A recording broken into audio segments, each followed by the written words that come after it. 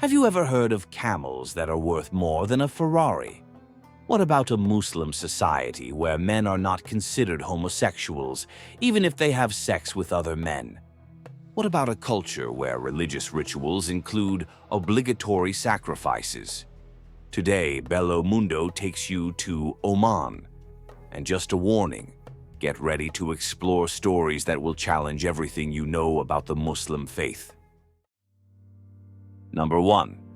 Location and geography. Oman looks like it's straight out of 1001 Nights Tale, but with a touch of vibrant reality. On the southeastern tip of the Arabian Peninsula, this mesmerizing country is bathed by 3 seas: the Arabian Sea, the Gulf of Oman, and the famous Strait of Hormuz, a crucial route for the global oil trade. If the image that comes to mind is that of endless dunes, you're not far wrong. Approximately 82% of Oman's territory is pure desert, and an impressive example of this is the Wahiba Sands, with its immense dunes that vary between shades of mahogany and red, named after the Bani Wahiba tribe. But reducing Oman to this would be like trying to describe a feast by its bread alone. In the capital, Muscat tradition and modernity coexist in perfect harmony.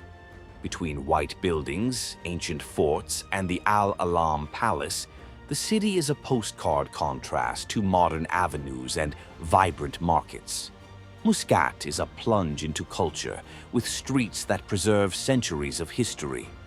The interior also holds secrets. Nizwa, for example, was a center of power and culture in the 17th century and is famous for its silver markets and imposing circular fort. In Sur, past and present meet in the shipyards that still produce the traditional dhows, boats used for centuries for trading. Beyond the sand and the heat, Oman holds surprises for those who like to explore. Majlis al-Jinn is one of the largest caves in the world, so gigantic that it could fit a 50-story building. A haven for adventurers seeking the extraordinary. The mountains are just as impressive. The Al-Hajar mountain range, with peaks of up to 3,000 meters, offers spectacular views. And in the south, Salalah is transformed during the Kharif, the monsoon season, into a lush green oasis. And we can't forget the coastline. With more than 1,700 kilometers of coastline, the crystal-clear waters of the Gulf of Oman and the Arabian Sea enchant divers and nature lovers. Islands like Masira and the Al-Demaniyat archipelagos are hidden paradises. There are also the wadis.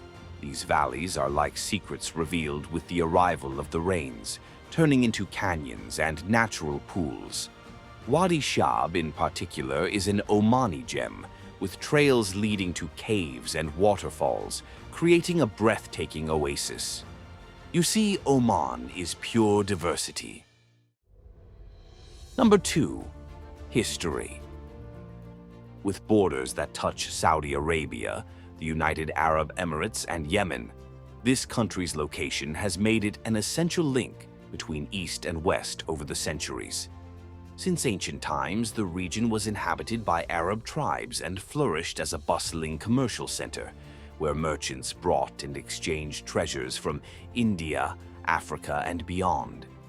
The Romans, fascinated by the riches that flowed from here, called the region Arabia Felix, Happy Arabia. Little did they know that much of what amazed their senses came from distant lands, and that the local merchants were masters of the seasonal winds, ensuring the success of their expeditions. Around the 6th century, the arrival of Islam transformed the local culture.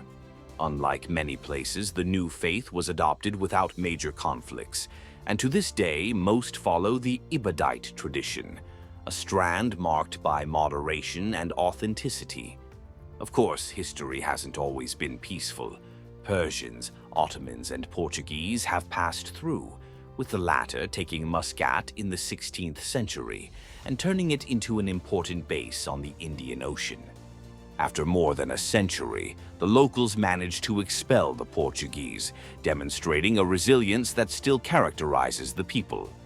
During the 17th and 18th centuries, the region experienced its heyday as a maritime power, with influence extending as far as Zanzibar in East Africa, where cultural traces of that era still remain.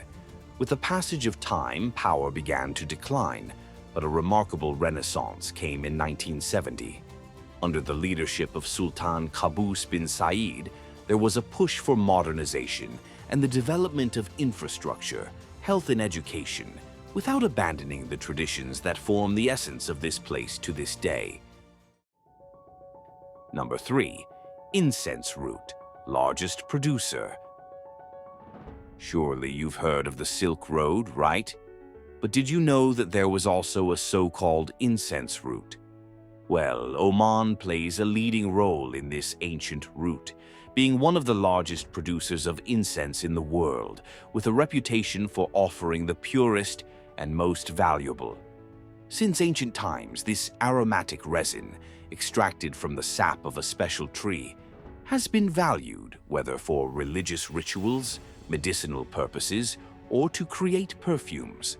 The legend of the three wise men gives a clue to its importance.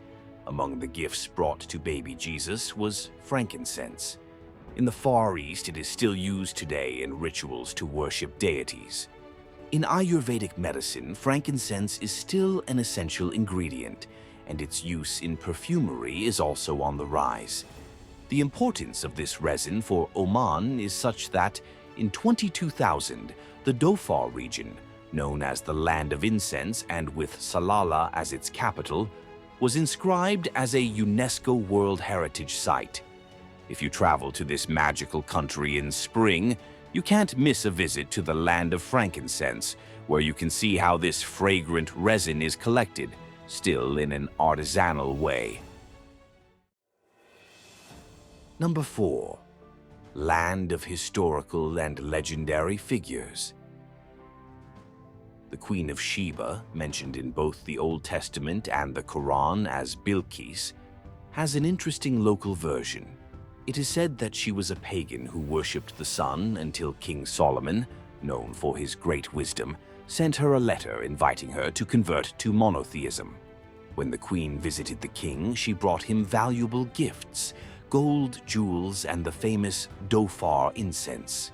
Legend has it that the floor of the royal hall was made of glass, and thinking it was water, the queen lifted her dress to avoid getting wet.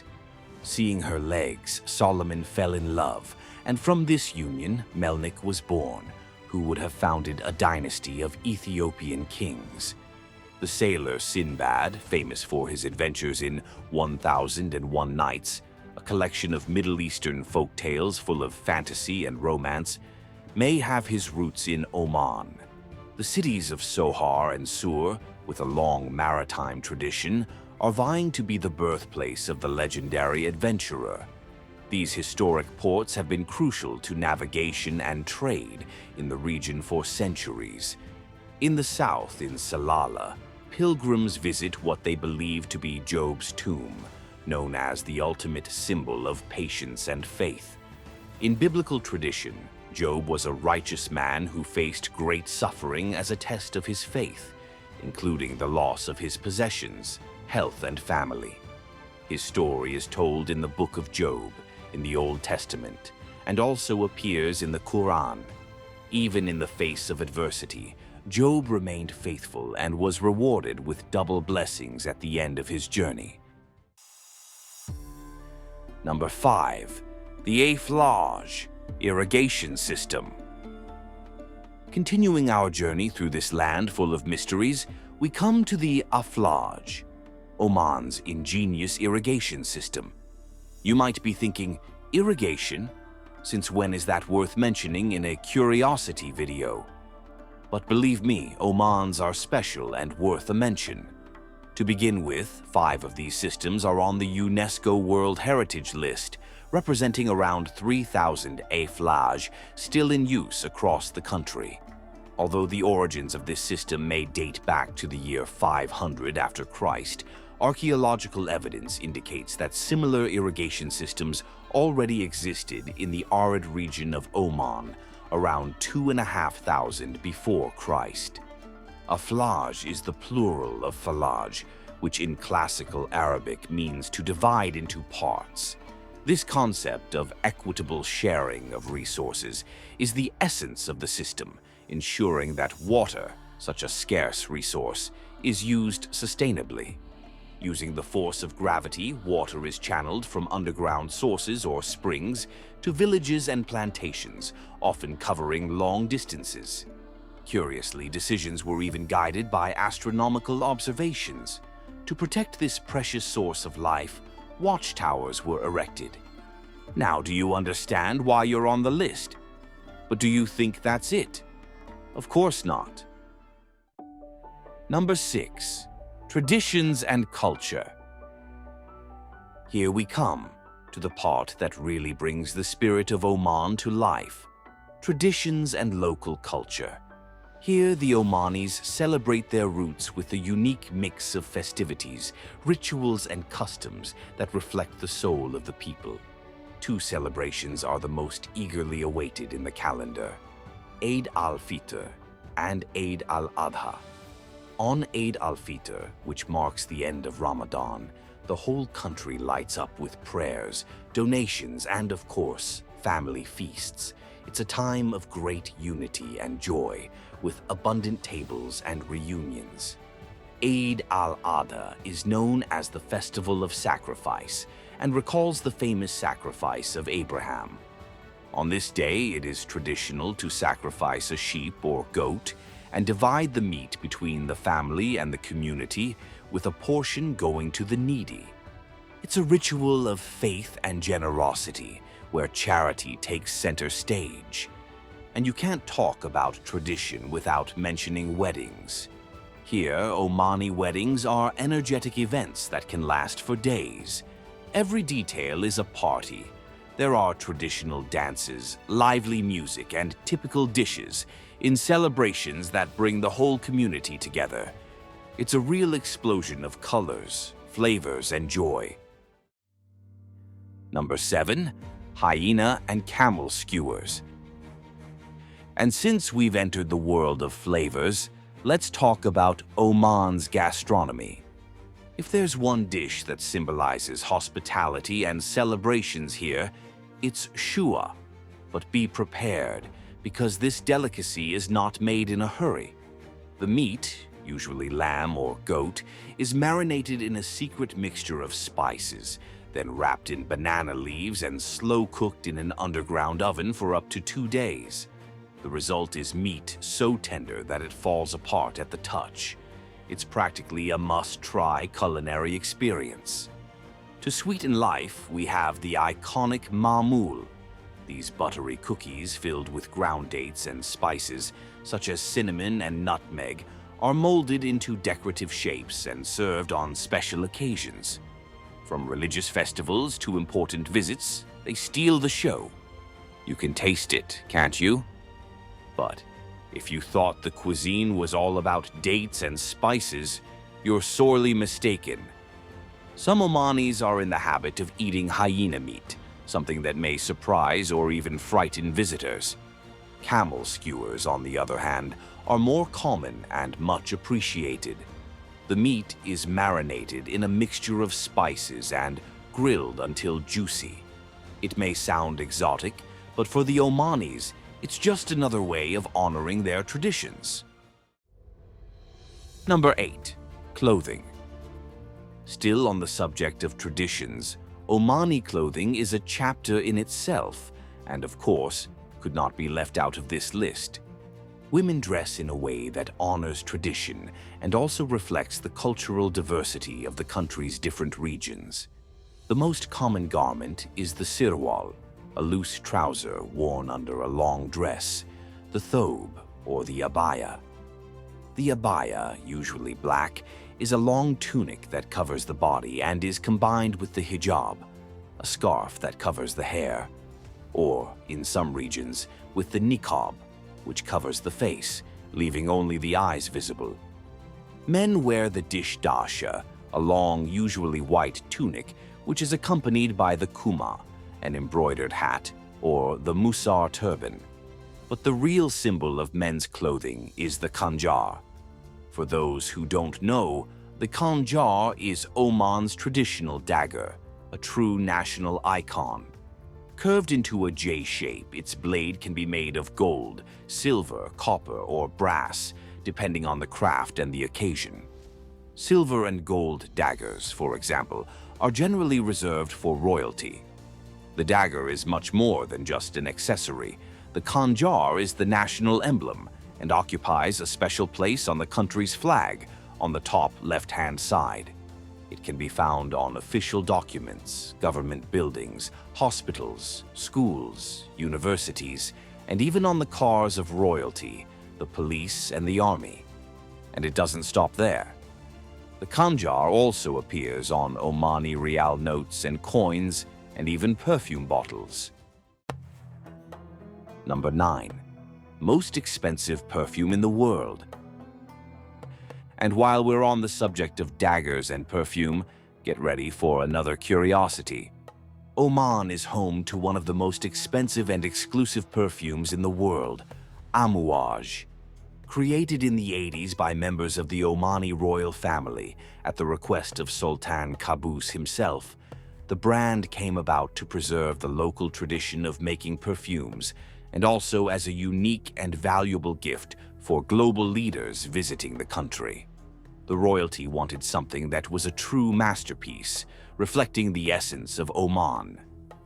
Alage's prestige is visible even in the bottles, which bear references to the local culture, such as the khanjar dagger we spoke about earlier, and the dome of the Sultan Qaboos Grand Mosque. Over the years, the brand has become synonymous with luxury and sophistication on an international level, known for its exceptional aromas. If you want to try this gem, prepare your pocket. A 100 milliliters bottle can cost around $600. A luxury worthy of kings and queens, literally. Number 10. Camel that costs a Ferrari. Still on the subject of luxury items, we must, of course, mention the camels of Oman. And we're not talking about the skewers we mentioned earlier. Camels have always been essential to desert peoples, serving as a means of transportation, a source of cargo, food, and even medicinal uses. Yes, even camel urine has traditional applications. Today, however, camels also represent a symbol of luxury and prestige. Camel racing has become a million-dollar business with huge prizes and stakes. A champion camel can be worth almost $3 million, practically the price of a Ferrari. These elite athletes receive special treatment with diets based on honey, dates, fresh milk, eggs, and food supplements to ensure maximum performance. On the other hand, their less valuable cousins are a common sight on the outskirts of Muscat, roaming freely. And from time to time, these loose camels cause accidents when crossing streets and avenues. These, yes, end up having a far less glamorous fate and may even become barbecue. Number 11. The Zanthus. In a traditional society like Oman's, where homosexuality is not recognized and can even be punished, the existence of the Zanthus is something surprising and fascinating. Zanthus are men who behave and present themselves as women, but are socially recognized as a distinct identity. In Oman, there is a triad of genders: female, male, and Zanthus. Anatomically male, Zanthus play roles that don't fit completely into any of the traditional genders. For example, while men wear white clothes and women prefer colorful patterns, Zanthus stand out in pastel outfits without prints. They keep their hair medium length, contrasting with the long hair of the women and the short cuts of the men. While women are traditionally more restricted in their movement, Zanthus are free to move around during the day, being isolated only at night. They often earn their living as domestic servants or as sex workers for men. An intriguing aspect of gender construction in Oman is that the distinction between men and Zanthus is not only based on physical characteristics, but also on the role they play in intimate relationships. Culturally, a man is still seen as such if he is the active one in the sexual act. In other words, the one who takes on the role of penetration. Even if he has sex with a Zanthus, this is not considered homosexuality by local society, since the Zanthus, despite being anatomically male, is recognized as belonging to another gender due to his passive role. And so we come to the end of our journey through Oman. Now we want to hear from you. What did you find most striking about this country? Let us know in the comments. If you like content that explores stories like this, keep following us to discover more places with unique and unexpected stories around our Bello Mundo. To those of you who have watched this far, thank you very much, and see you next time.